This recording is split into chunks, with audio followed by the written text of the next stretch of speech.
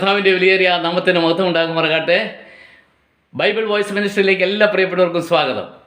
ഇന്നത്തെ തിരുവചനം യോഹന്നാന്റെ സുവിശേഷം 1-ാം അധ്യായം 12-13 വാക്യങ്ങൾ.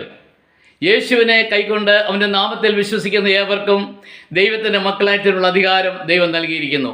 അവർ രക്തത്തിൽ നിന്നല്ല, ജഡത്തിൻ്റെ ഇഷ്ടത്താലല്ല, അഥവാ പുരുഷൻ്റെ ഇഷ്ടത്താലല്ല, ദൈവത്തിൽ നിന്നത്ര ജനിച്ചിരിക്കുന്നത്. എത്രയോ ചിന്തനീയമായൊരു ദിവചനമാണല്ലേ. ദൈവത്തിൻ്റെ മക്കളെന്ന് പറയുന്നതായ വളരെ വിശേഷപ്പെട്ടതായ ഒരു കൂട്ടരെക്കുറിച്ച് വളരെ വ്യക്തമായി പറയുന്നു. ദൈവത്തിൻ്റെ മക്കൾ എങ്ങനെ ദൈവത്തിൻ്റെ മക്കളായി തീരുക എന്ന് പറയുന്നത്, ഏതെങ്കിലും സഭ സാമുദായിക സംഘങ്ങളിൽ ഏതെങ്കിലും കാര്യത്തിന് വേണ്ടി നമ്മൾ ഒന്ന് ചെന്ന് ചേർന്ന് അവിടെ ആയിരിക്കുന്നതുകൊണ്ട് ദൈവത്തിൻ്റെ മകനാകണമെന്ന് നിർബന്ധമൊന്നുമില്ല. ദൈവത്തിൻ്റെ മക്കളായി തീരുക എന്ന് പറയുന്നത് ദൈവം വെച്ചിരിക്കുന്ന വ്യവസ്ഥ വളരെ ഈസിയാണ്. എന്താണ്? യേശുവിനെ സ്വന്തരക്ഷകനായി സ്വീകരിച്ചാൽ മതി, യേശുവിനെ ജീവിതത്തിൽ കൈക്കൊണ്ടാൽ മതി. അപ്പോൾ യേശുവിനെ കൈക്കൊണ്ട് അവനിൽ വിശ്വസിക്കണം.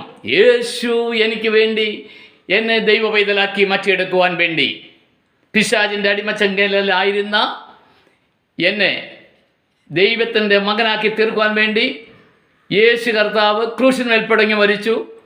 പിശാചിൻ്റെ പ്രവൃത്തികളെ അഴിപ്പാൻ വേണ്ടി ദൈവപുത്രൻ വന്നുവെന്ന് നമ്മുടെ സുവിശേഷത്തിൽ വായിക്കുന്നത് പോലെ തന്നെ അത് എനിക്ക് അനുഭവമായി തീർന്നു. എൻ്റെ യേശുവേ, ഞാൻ അങ്ങയെ എൻ്റെ ജീവിതത്തിൽ സ്വീകരിക്കുന്നു, അങ്ങൻ്റെ ജീവിതത്തിലേക്ക് വരണമെന്ന് ആത്മാർത്ഥമായി ആഗ്രഹിച്ച് പ്രാർത്ഥിക്കുന്ന ഒരു വ്യക്തിയുടെ ജീവിതം ദൈവത്തിൻ്റെ മന്ദിരമായി തീരുകയാണ്, ദൈവത്തിൻ്റെ പൈതലായി തീരുകയാണ്.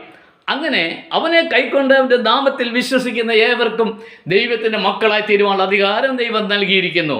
അവർ എവിടെ നിന്നല്ല, അവർ രക്തത്തിൽ നിന്നല്ല, ഈ മനുഷ്യനിൽ നിന്നല്ല, ജഡത്തിൽ നിന്നല്ല, പിന്നെ എവിടെയാ? ദൈവത്തിൽ നിന്ന് ജനിക്കപ്പെട്ടവർ. അപ്പോൾ കണ്ടു, ഒരു പുതുജന്മത്തിലേക്ക് നമ്മൾ എത്തിയില്ലേ പ്രിയപ്പെട്ടവർ? എത്ര സന്തോഷം! നമ്മുടെ ജീവിതം എന്ന് പറയുന്നത് ഇവിടെ അവസാനിക്കപ്പെടുന്നില്ല, മറിച്ച് ഒരു പുതുജന്മത്തിലേക്ക് നാം എത്തപ്പെട്ടു, പുതുതായി ജനിക്കുവാനായിട്ട് ഇടയായി തീർന്നു. അതാണ് നമ്മൾ യോഹന്നാന്റെ സുവിശേഷത്തിൽ നമ്മൾ വായിക്കുമ്പോൾ കാണാൻ പറ്റുന്നുണ്ടല്ലോ.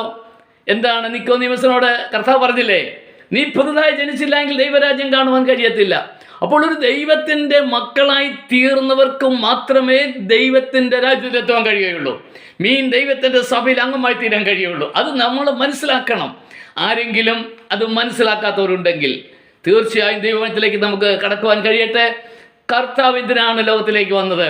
നമുക്ക് വേണ്ടി ജീവിച്ച് മരിച്ച് അതേ ഉയർത്തെഴുന്നേറ്റ് ഇന്ന് സ്വർഗോന്നതങ്ങളിൽ അവൻ തൻ്റെ മക്കൾക്ക് വേണ്ടി ദൈവം പക്ഷപാതം ചെയ്യുന്നുണ്ട്.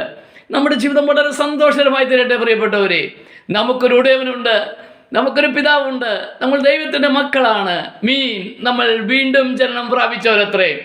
വീണ്ടും ജനനം അഥവാ പുതുജന്മം ആരെങ്കിലും ഈ ശബ്ദം ശ്രവിക്കുന്നുണ്ടെങ്കിൽ, ഞാൻ സംസാരിക്കുന്നത് സുവിശേഷകൻ എന്ന നിലയിൽ ഞാൻ ഈ വാക്യം എന്ന് പറയുന്ന ഈ വചനം നിങ്ങളുടെ മുമ്പിൽ പറയുന്നത്, ആരെങ്കിലും യേശു കർത്താവിൽ വിശ്വസിച്ച് ദൈവത്തിൻ്റെ മക്കൾ എന്നുള്ള പദവിയിലേക്ക് ഇതുവരെ എത്തപ്പെട്ടിട്ടില്ലെങ്കിൽ 100% പ്രിയപ്പെട്ടവരെ, ഇതാകുന്ന അവസരം.